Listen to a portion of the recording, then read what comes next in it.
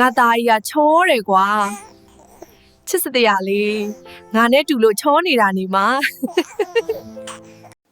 နှုတ်ဘူးကိုဆေးပြီးရေချက်အေးလေးနဲ့ဖြော်နေတာလေ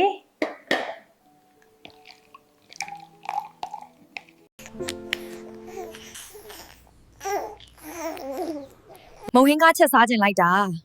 AI ကိုမေးကြည့်အောင်ပါပဲ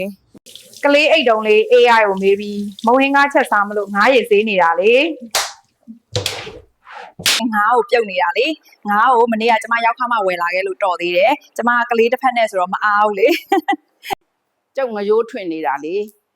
ငါကအကောင်ကြီးတော့အစီကိုအစ်နေတာပဲ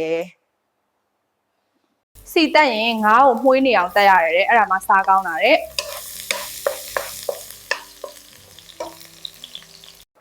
မုံဟင်းကားဟင်းရတော့ရပြီကဲအမေတို့အဖေတို့နဲ့အတူစားပါတော့မယ်ကျမယောက်ျားကအလုပ်သွားလို့သူ့အတွက်ခြံထားတယ်လေ